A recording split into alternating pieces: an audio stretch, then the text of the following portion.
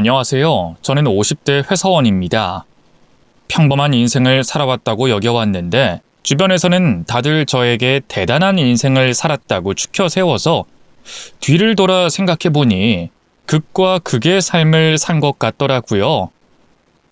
그래서 이렇게 재밌는 채널인 썰밤에 제 이야기를 써서 보내게 됐답니다. 부디 성우님이 멋진 목소리로 들려주시면 감사하겠네요. 그럼 제 평범치 않은 사연을 시작해 보겠습니다. 저는 남편과 20대 중반에 결혼했습니다. 저희 둘 다 중산층이어서 돈에 크게 얽매이지 않고 걱정 없이 살았어요. 그런데 저희 부부는 안타깝게 불임이었습니다. 아이를 절실하게 원한 건 아니었으나 남들처럼 자식을 낳고 살 수 없다고 하니 많이 안타깝긴 했습니다. 그래도 남편이 저만 있으면 된다고 노래를 부르니 금세 불임은 걱정거리에서 사라졌습니다. 저희 부부는 각자 회사를 다니다가 30 이후에는 사업을 같이 시작했어요.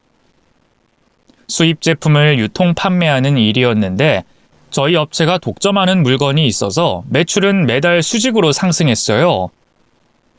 저희가 수입한 품목은 건강식품이었어요. 비타민과 각종 영양제가 한국에서 판매하는 건 가격이 꽤나 비싸서 저희가 대량 수입해서 파는 것으로 회사의 지분을 쌓아갔답니다. 이후에는 전 세계적으로 유용하게 쓰이는 용품을 대거 수입했고 온라인 판매로 아주 초대박을 치게 됐죠. 저와 그이가 능력이 좋다기보다는 운이 좋아서 그렇게 된 거라고 생각했어요. 수입은 날이 갈수록 늘어갔고 형편은 중산층이 아닌 부유층이 돼갔죠. 그런데 저희 부부는 사업을 시작하기 전에 약속한 게 있었습니다. 바로 많은 돈을 벌게 되면 주변의 취약계층에 많은 기부와 도움을 주기로 말이죠.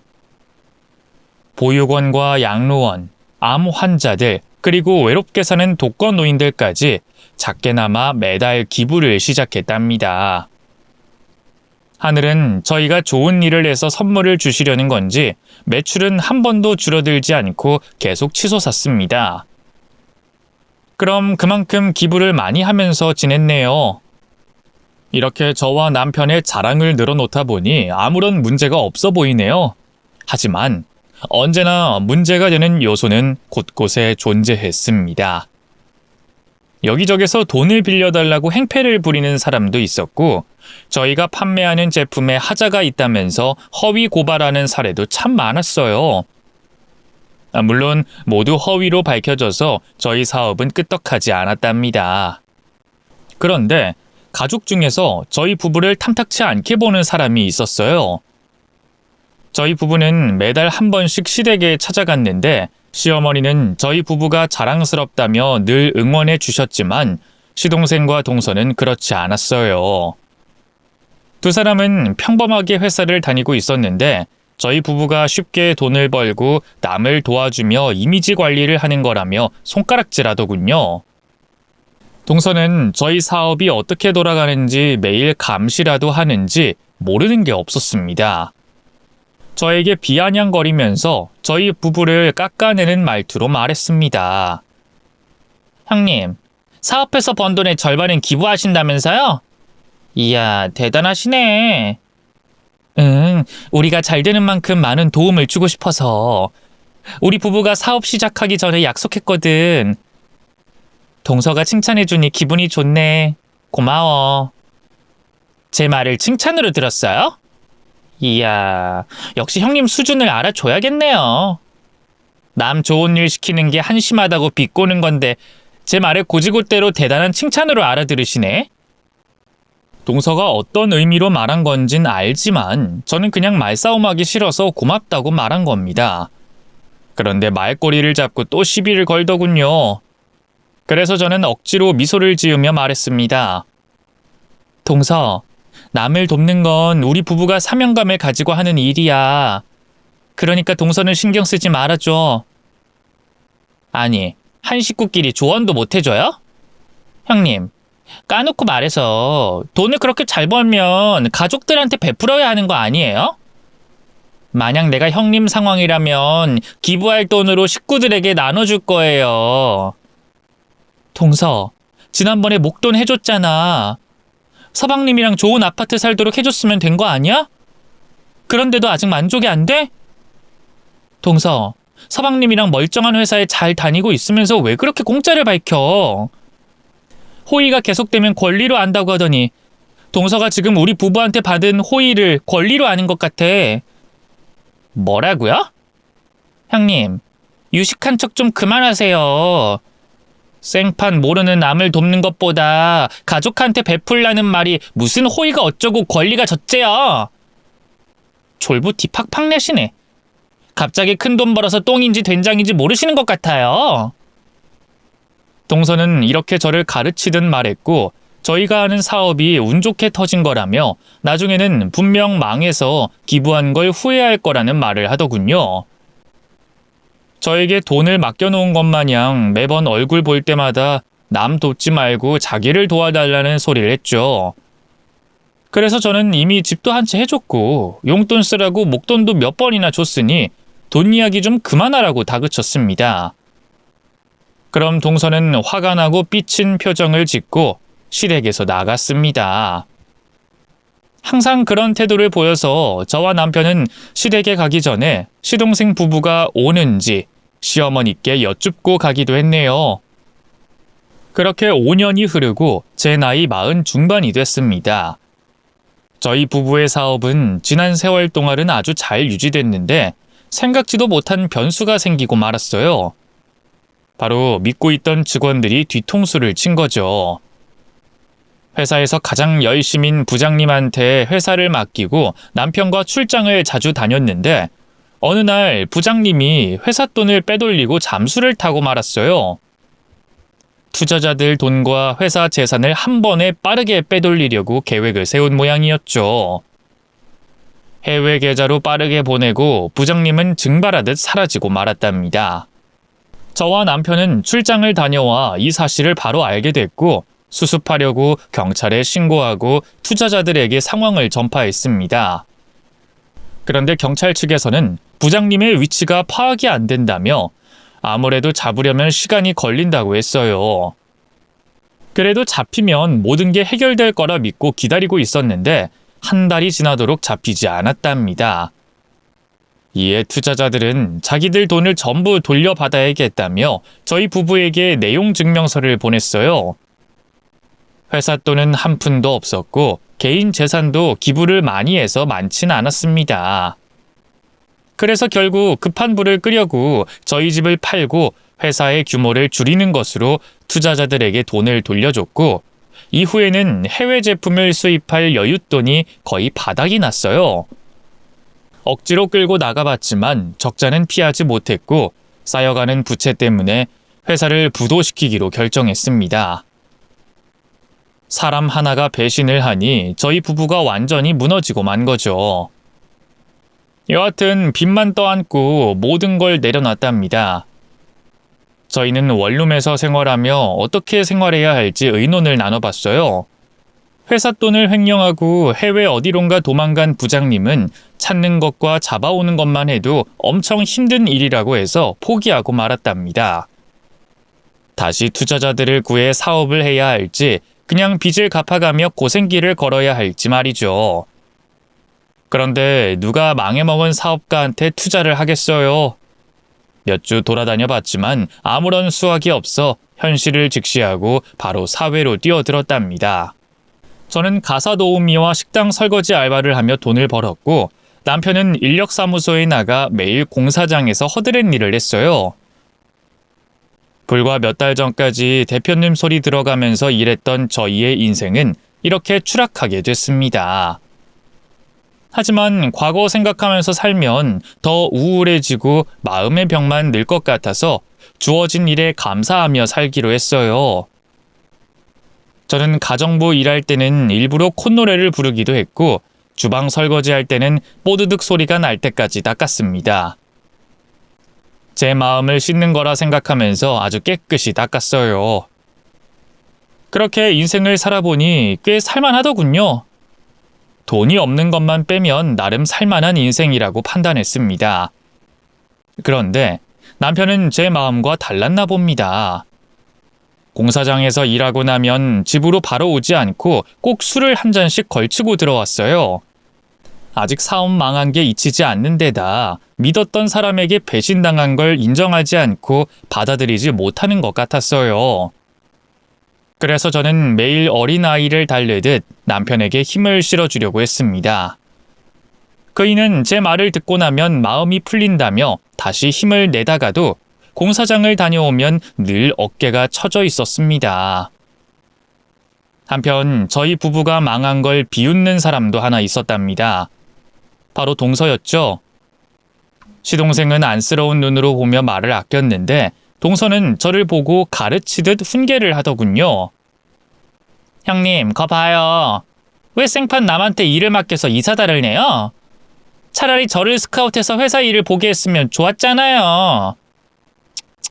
제가 전에 말했었죠? 졸부는 오래 못 가 망한다는 거요. 그때 제 말 잘 새겨듣지 않은 걸 후회하시죠? 동서, 그만해.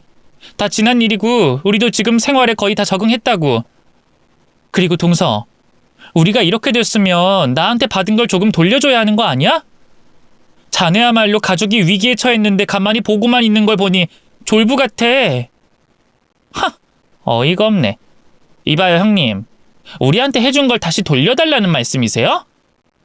와, 진짜 대단한 사람이네. 그래요, 말해봐요. 달라는 대로 드릴게. 됐어. 자네가 날 기분 나쁘게 말하길래 나도 똑같이 말한 것뿐이야. 자네나 서방님한테 뭐 바라는 거 없고 기대하는 거 없어. 그리고 어머님께 해드린 것도 되돌려달라는 어리석은 짓은 절대 하지 않을 거야. 그러니까 동서, 그냥 우리 도움 받았던 거 고맙게 생각하고 제발 그만 좀 비아냥대. 자네 얼굴 보면 머리가 절로 아프다고. 제가 따끔하게 말했더니 동서는 말을 그치더군요. 이후 동서는 시댁에서 마주쳐도 특별히 싸가지 없게 말하거나 비아냥거리지 않았답니다. 이제 남편의 마음만 회복하면 되겠구나 하고 모든 걸 마음속으로 잘 정리하고 있었습니다. 그런데 얼마 뒤 남편이 출근 시간에 깨어나지 않는 겁니다. 원래 잠이 적고 약속은 칼같이 지키는 사람이라 이상해 보였죠. 그래서 저는 바로 그 일을 흔들어서 깨우려고 했습니다. 여보, 5시 반이야. 6시까지 나가야 한다며. 얼른 일어나. 하지만 남편은 아무런 반응도 보이지 않았습니다. 아니, 제가 몸을 흔들었더니 좌우로 몸을 들썩이다가 고개가 옆으로 돌아갔어요. 뭔가 이상해서 코에 손을 가져다 댔더니 숨을 쉬지 않는 겁니다. 너무 놀란 저는 바로 심폐소생술을 시작했습니다. 여보, 일어나! 이게 무슨 일이야, 여보! 가슴을 수십 번 눌렀고 인공호흡도 해봤는데 숨이 돌아오지 않았습니다. 119에 신고해 상황을 전하고 다시 심폐소생술을 이어서 했답니다. 하지만 구급대원들이 도착했을 때도 숨이 돌아오지 않았어요. 급하게 병원으로 이송됐는데 심장이 멈춘 지 1시간 이상이 지났을 거라며 사망 선고를 하더군요. 나이 든 사람들이 잠을 자다가 심장마비로 숨지는 경우는 들었지만 제 남편은 아직 40대 후반인데 왜 이렇게 됐는지 물어봤어요. 의사는 별말하지 않고 이렇게 돌연 사망하는 사람이 많다고만 하더군요. 그렇게 저는 남편을 잃게 됐습니다. 시댁 식구들에게 바로 남편의 소식을 전하고 장례식을 준비했습니다. 옷을 갈아입고 그이의 영정사진 앞에 섰는데 동서가 뒤에서 시비를 걸더군요. 형님, 사업하던 사람이 노가다 뛰니까 심리적으로 힘들었을 거예요. 형님은 이런 일이 생길지 예상 못했어요? 저는 형님 부부가 사업 망했을 때 조금은 예상했었는데. 아휴, 불쌍한 아주버님. 잘 가세요. 저는 뒤를 돌아보며 동서의 머리채를 낚아챘습니다. 그리고 분노의 눈빛을 쏘아대며 경고했습니다. 동서, 나 지금 제정신 아니거든? 그 더러운 입 한 번만 더 놀렸다간 찢어버리겠어. 알겠니? 알았어요. 알았으니까 이거 놔줘요. 아니, 무식하게 뭐 하는 짓이에요? 사과했으니까 놓아주세요. 머리채를 놔주며 동서에게 웬만해선 제 눈에 띄지 말라고 전해줬습니다. 원한다면 그냥 집으로 돌아가라고 일러줬죠. 그러자 동서는 주둥이를 다물고 조문객들한테 식사를 날라가며 장례식장에서 도움이 되어줬습니다. 여하튼 남편을 그렇게 먼저 보내고 저 혼자 살기 시작했어요. 하던 가정부와 식당 설거지 알바를 계속 이어나갔습니다. 남편 생각을 하지 않으려고 몸을 더 혹사시켜가면서 일을 했죠. 그래야만 밤에 피곤함에 휩쓸려 편히 잠을 잘 수 있었으니까요. 몇 달 동안은 시댁 식구들을 만나지 못하고 지내고 있었습니다. 그런데 동서에게서 연락이 왔더군요. 형님, 오랜만이에요. 요즘도 가정부 일하고 계신가요? 왜? 나 놀려먹지 못해 심심해서 전화를 건 거야? 형님도 참. 제가 지난 일은 잘못했어요. 그래, 사과는 받을게. 근데 무슨 일로 전화했지? 혹시 내일 시간 괜찮으세요? 다름이 아니라 저 회사 이직한 거 아시죠? 차장급으로 들어가서 회사 사람들 집에 초대했거든요. 잘 보여야 하는 날이라 음식을 제대로 하려고요. 그런데 형님도 아시다시피 제가 손맛도 없고 요리도 못하잖아요. 형님이 내일 오셔서 저 도와주시면 어떨까 하고 전화 드렸어요. 물론 일당은 챙겨드릴게요. 회사 이직했어? 잘 돼서 간 거라고 하니 축하하네. 내일은 오전에 한 집만 청소하면 되니까 11시쯤에 갈게. 그리고 돈은 됐어. 동서 축하하는 의미로 도와줄게. 자네도 내 남편 장례식장에서 도와줬잖아. 그래요? 하여튼 와주신다니까 감개무량하네요. 그럼 내일 11시까지 꼭 와주세요. 예상대로 안부 전화가 아니었고 부탁하려고 전화한 것인데 장례식장에서 고생해준 것도 있으니 그걸 갚을 마음으로 도와주기로 했죠. 이튿날 이른 아침에 한 집에 가서 청소와 빨래를 끝내고 바로 동서내로 갔습니다. 동서는 간단하게 인사를 하며 저에게 카드를 내밀더군요. 형님, 어서 오세요. 근데 조금 서둘러야겠어요. 손님들이 1시 반에 오신다고 하니까 형님이 알아서 시장 좀 봐오세요. 나 혼자? 자넨 뭐 하려고? 저는 내일 회사에서 발표가 있어서 그거 준비해야 해요. 죄송해요, 형님. 부탁 좀 드릴게요. 저는 하는 수 없이 혼자 마트로 가서 음식할 재료들을 많이 사서 동선의 집으로 갔어요. 동선은 내일 회사에서 발표하는 것 때문에 정신없이 노트북을 두드리고 있었죠. 홀로 잔치상을 차리는데 1시간 반이 걸렸어요. 무사히 손님들 오시기 전에 끝이 났죠. 그래서 동서를 불러 제 할 일을 다 했으니 그만 가보겠다고 했습니다. 동서, 음식은 제대로 다 준비했어. 그럼 나 이만 가볼게. 어머, 형님 수고 많으셨어요. 근데 그냥 가시게요? 그러지 말고 저희 회사 사람들한테 인사도 하고 같이 식사도 하고 가세요. 이렇게 열심히 차려주셨는데 그냥 보내드리면 제가 너무 죄송하잖아요. 그런가? 손님들한테 인사는 하는 게 예의겠지? 알겠어. 그럼 인사드리고 조금 앉아있다가 나갈게.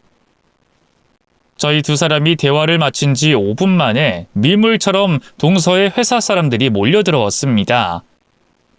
동서는 손님들과 일일이 악수하더니 거실 잔치상 앞에 앉으시라고 하더군요. 제 소개를 언제 해줄까 하고 기다리고 있었는데 동서가 저에게 손가락을 가리키며 이렇게 말했습니다. 저희 파출부 이모가 요리를 참 잘해요. 이모, 국이 다 식었는데 다시 데워서 가져와야겠네요. 지금 뭐라고 했어? 파출부? 이모, 지금 저한테 반말했어요? 어이가 없네. 내가 이모 해주니까 진짜 내 이모인 줄 아나 봐. 이봐 아줌마, 국 식었다고. 당장 다시 가서 데워오란 말이야. 동서의 호통에 회사 사람들이 당황한 표정을 지었습니다. 저는 여기서 화를 내면 동서의 입장이 난처해질까봐 억지로 참았어요. 저는 억지 미소를 지으며 상에 있는 국을 다시 들고 가서 다시 끓여서 대령했습니다. 손님들이 식사를 시작하자 저는 그만 나가보려고 했어요. 이만큼 해줬으면 장례식에서 빚진 걸 갚았다고 생각했으니까요. 동서에게 나가겠다고 조용히 말했더니 저에게 또 큰 소리를 치더군요. 아줌마, 지금 상황에서 나가겠다고요? 이봐요. 일 해줄 거면 끝까지 해줘야지. 음식 떨어지면 보충하고 필요한 거 있으면 심부름해야 하는 거 몰라요? 게다가 이거 다 먹으면 누구더러 치우라는 거예요? 아, 내가 주는 돈이 적었나?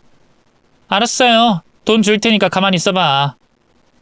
동서는 지갑에서 5만 원짜리 지폐를 한 장 던지면서 말하더군요. 5만 원이면 추가 요금으로 많은 거죠? 끼키야 2시간 걸릴 텐데 시급으로 따지면 2만 5천 원이잖아요. 아줌마 돈 많이 벌어서 좋겠네. 어여 주워 가요. 그리고 저기 구석에 가 서서 대기하세요. 내가 시키기 전에 부족한 게 있으면 상 치우라고요. 아셨어요? 저는 동서를 한 대 쥐어받고 싶었습니다. 그런데 회사 사람들이 보고 있는 데서 싸울 수는 없으니 나중에 동서한테 책임을 물기로 했어요. 그렇게 음식을 여러 차례 나르다가 제가 실수로 양념된 아구찜을 손님 옷에 흘리고 말았답니다. 죄송합니다. 제가 손목이 안 좋아서 실수했네요.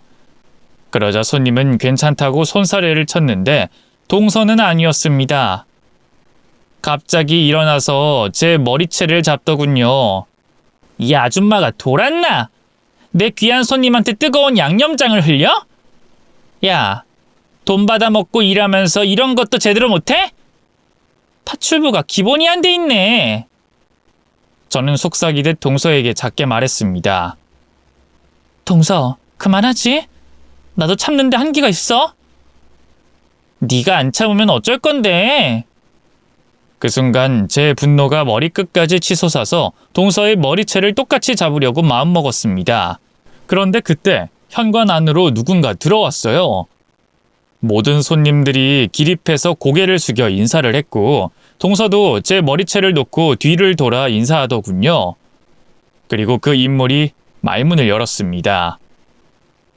제가 좀 늦었죠? 회사 대표가 이렇게나 바쁩니다. 그런데 다툼이 있었나 봐요.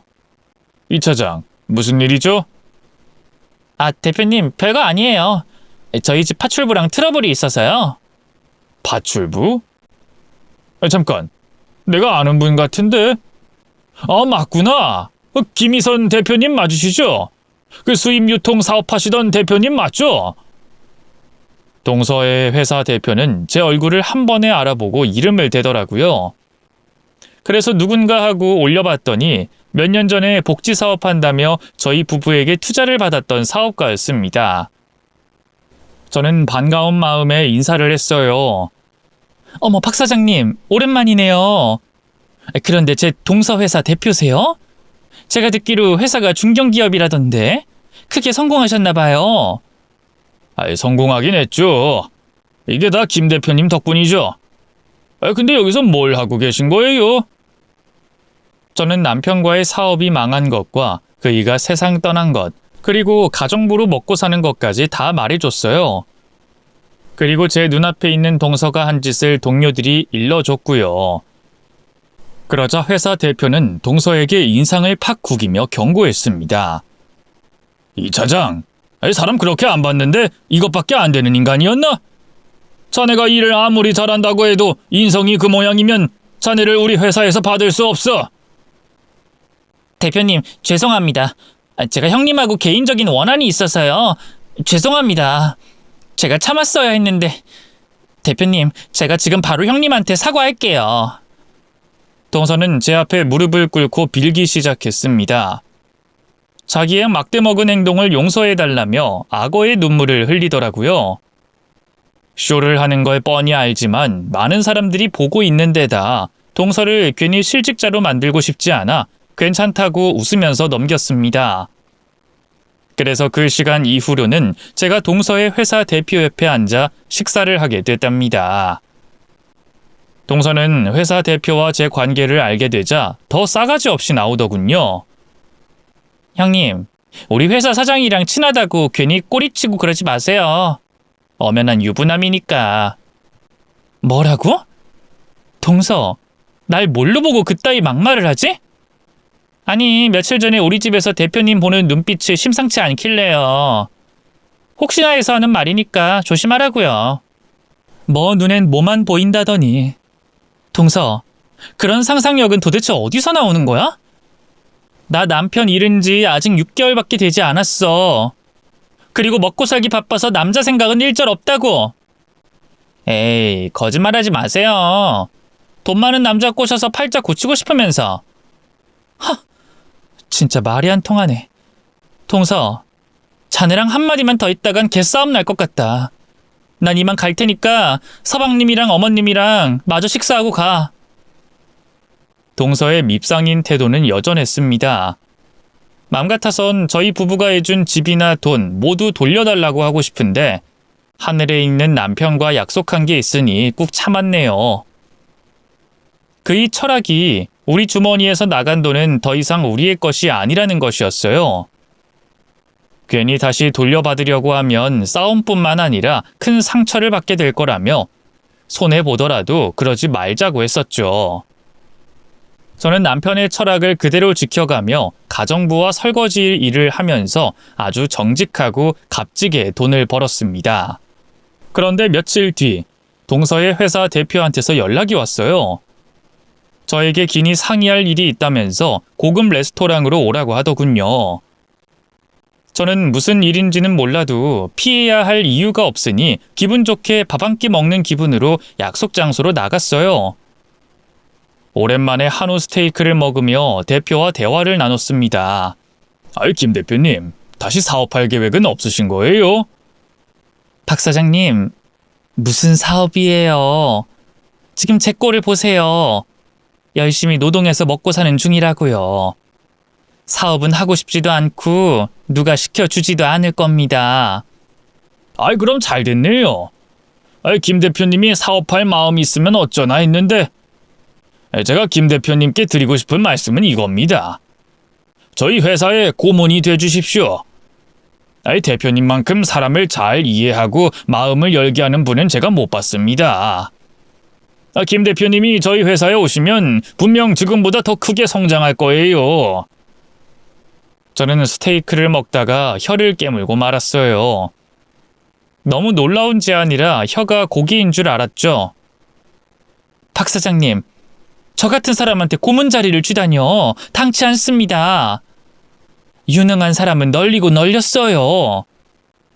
아이, 김 대표님, 일만 잘한다고 능사가 아니에요. 사람의 마음을 움직이게 하는 직원이 저한텐 간절합니다. 저희 회사의 고문이 돼주십시오. 이어서 저에게 고문이 되는 조건으로 운전기사와 비서를 붙여주겠다고 말했고 회사 카드도 지급하고 연봉도 최고 수준으로 준다고 하더군요. 그 말을 듣는데 솔깃하지 않은 사람은 아마 어디에도 없을 겁니다.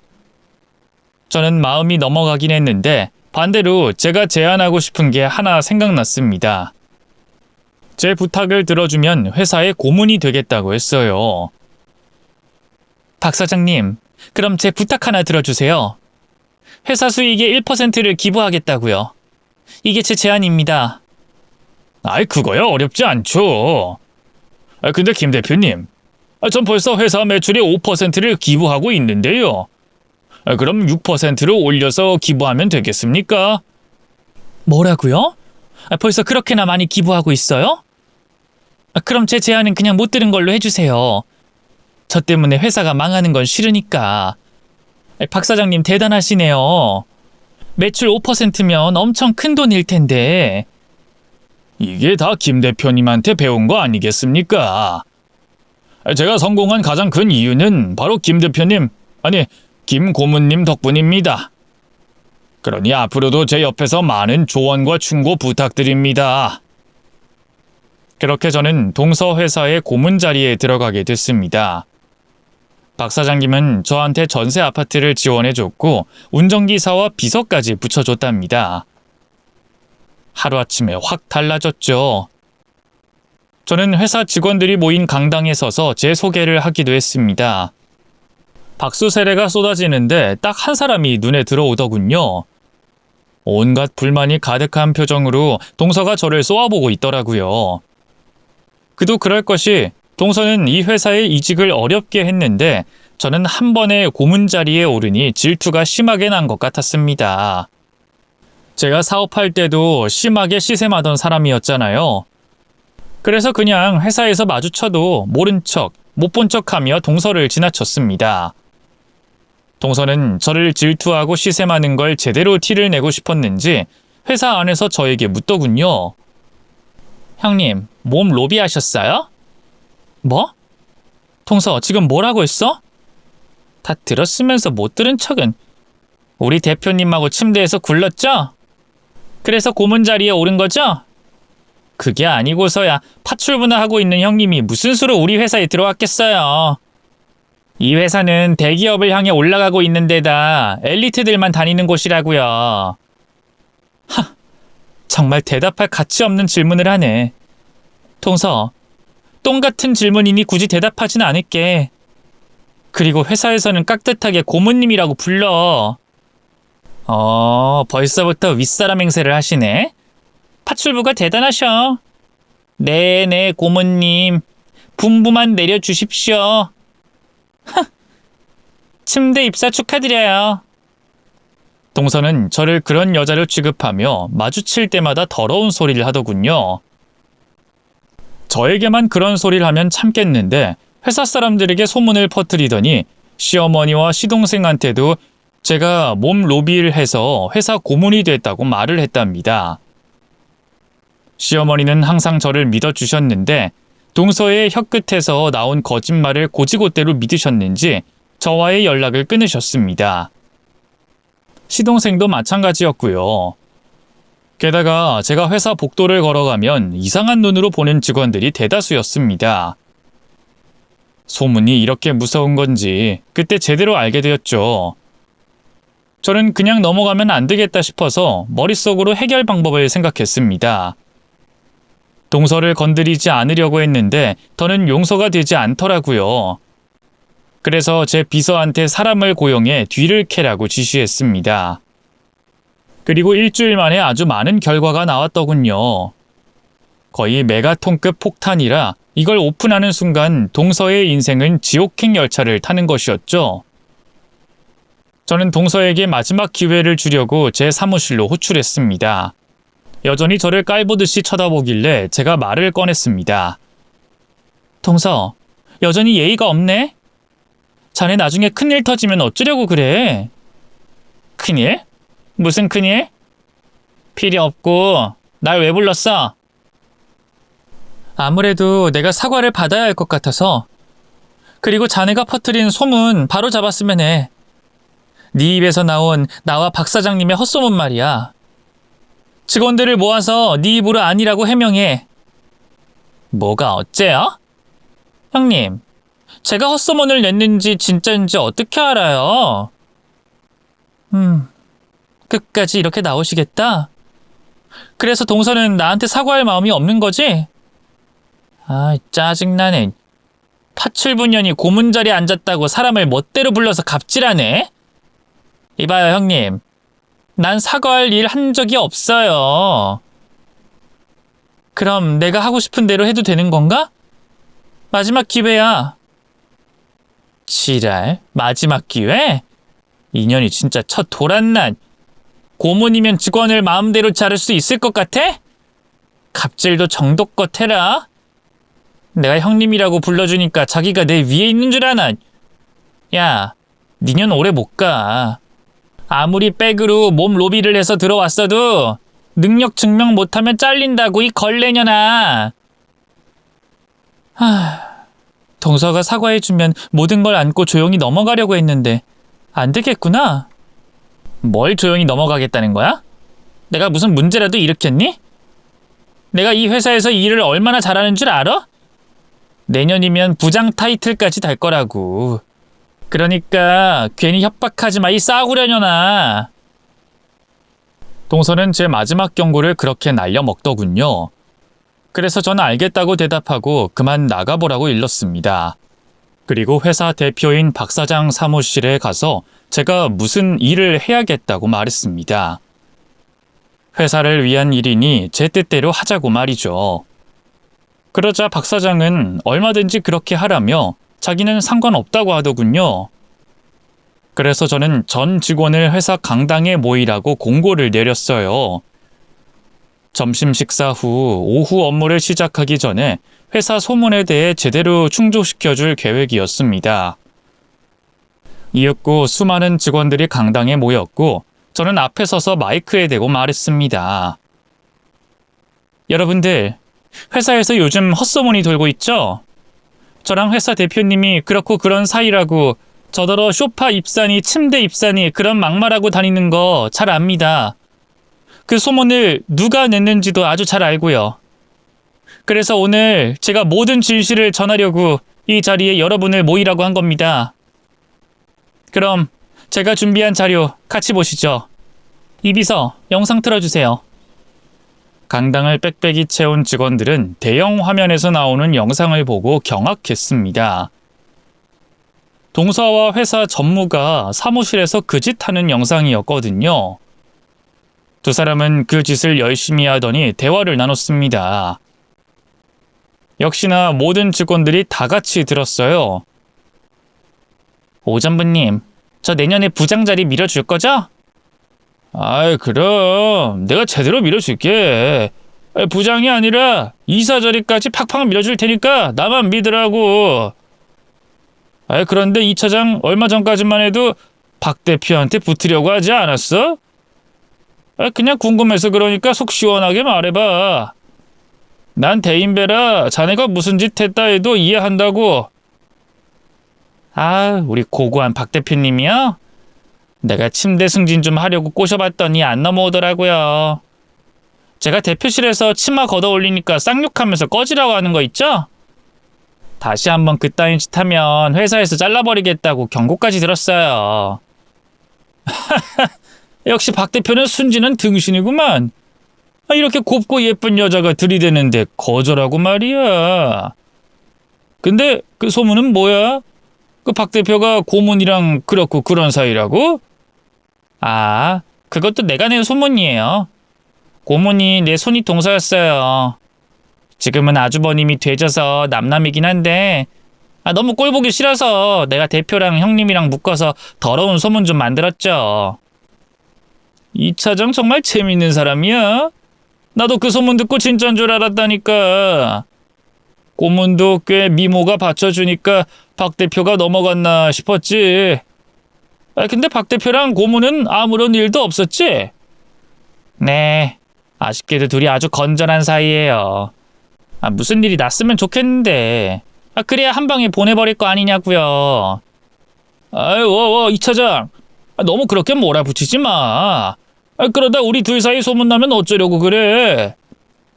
우리 사이는 아무도 눈치 못 채요. 다 퇴근하고 우리 둘이 연애하는 걸 누가 알겠어요. 자, 그럼 오늘은 여기서 그만하고 가는 거예요?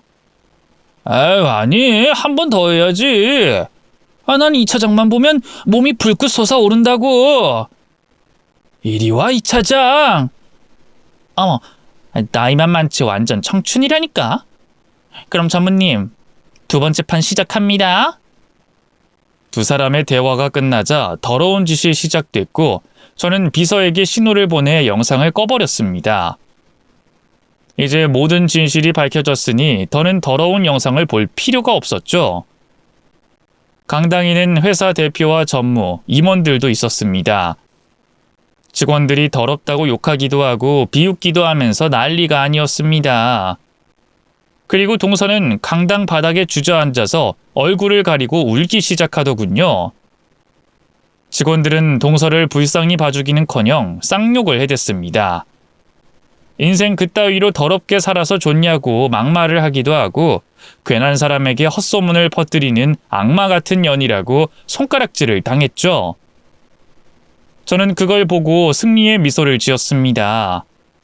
그런데 그때 이미 모든 게 끝났다고 판단했는지 동서가 벌떡 일어나 저를 향해 달려오더군요. 이 늙은 여우년, 파출부나 하던 하찮은 년이 감히 날 모함해? 이건 엄연한 불법이야! 이 쓰레기 같은 년아! 동서, 내가 엊그제 말했잖아. 마지막 경고. 그게 바로 이거야. 나한테 사과하고 일 바로 잡았더라면 이렇게까지 되진 않았을 거야. 그런데 동서, 여기서 끝이 아니야. 이 영상 자네 남편이랑 시어머니한테도 전송했어. 이제 완전히 지옥행이라고. 뭐? 남편이랑 어머님한테도? 네가 사람이야, 이 쳐죽이려나? 동서는 저를 향해 달려들며 공격하려고 했어요. 그런데 그 전에 강당에 있던 직원들이 동서를 잡고 바닥에 내동댕이를 쳤습니다. 그리곤 발로 한 번씩 밟아주더군요. 수백 명의 사람들이 한 번씩만 밟아도 수백 대였으니 동서의 몸이 남아나질 않았습니다. 거의 초주검이 되어 회사 의무실로 실려갔답니다. 그렇게 회사에서 동서가 낸 소문은 거짓으로 판명났고 몸 로비를 해서 출세하려고 한 더러운 사생활까지 들켜서 회사에서 잘리게 됐답니다. 물론 회사 전무도 같이 잘려나가게 됐네요. 동서는 시동생에게도 이혼 소송을 당하게 됐습니다. 당연히 유책 배우자였으니 이혼 위자료를 물어줘야 하는 건 동서였죠. 결국 집에서 쫓겨나고 돈도 다 잃고 일자리까지 사라져서 동서는 최악의 상황이 닥치고 말았답니다. 또 회사에서 잘린 이유가 다른 회사에도 퍼지면서 면접을 봐도 입사까지 이어지지 못했어요. 그러다 보니 동서는 저에게 원한을 품게 됐고 복수하겠다고 저를 찾아왔답니다. 제 집에 들어가려는데 며칠 잠을 못 잤는지 사자머리를 하고 나타난 동서가 괴성을 지르며 손에 야구방망이를 들고 달려들더군요. 저는 깜짝 놀라긴 했지만 제 뒤에 운전기사가 있어 겁을 내진 않았습니다. 동서가 방망이를 휘두르자 운전기사가 단번에 제압했어요. 무릎으로 동서 배를 한 대 걷어찼더니 제 앞에 고꾸라지더군요.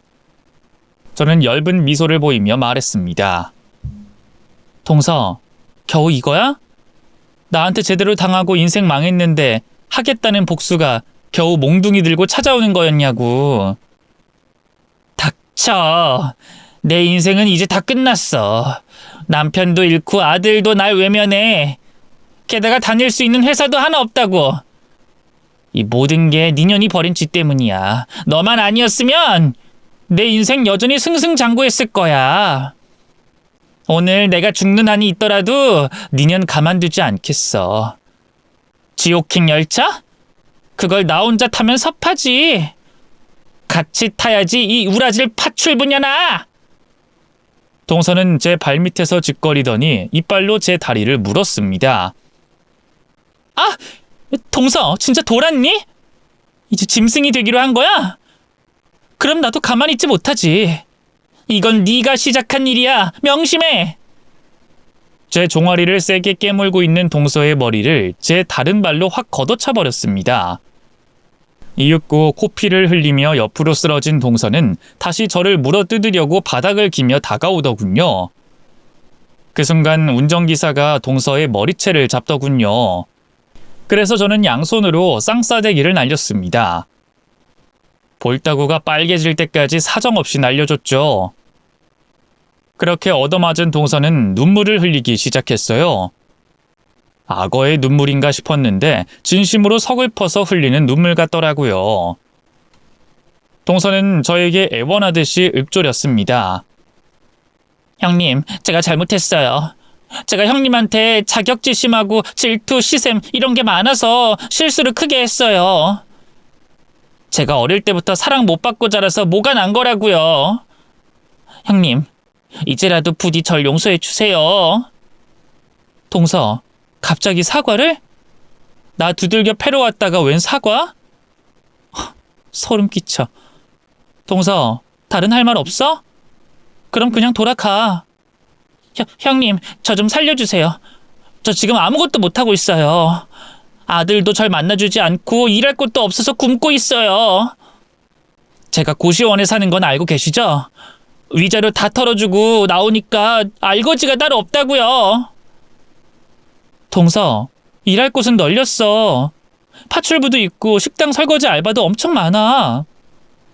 형님, 제가 그런 데서 어떻게 일해요? 저 명문대 나온 여자라고요. 그렇긴 하지. 근데 자네 이름 석자가 많은 회사에 돌고 있어. 완전 개또라이라고 말이야. 상사랑 그짓거리하면서 승진 노리는 걸레짝이라고 말이야. 근데 누가 널 받아주겠어. 그냥 욕심 내려두고 허드렛 일이나 해. 그것도 하기 싫으면 자네가 잘하는 거 있잖아. 그걸 해봐. 네? 제가 잘하는 거요? 그게 뭔데요? 뭐긴 뭐야. 남자랑 침대에서 하는 그거 말이야. 그때 동서랑 전무랑 하는 영상 봤는데 보통 아니던걸? 그 정도면 남자들이 자네를 엄청나게 찾을 거야. 제가 그동안 당해왔던 조롱을 되갚아주자 속이 아주 시원하더군요. 하지만 동서는 불쾌하고 분노해서 다시 눈가를 뒤집고 덤벼들었습니다.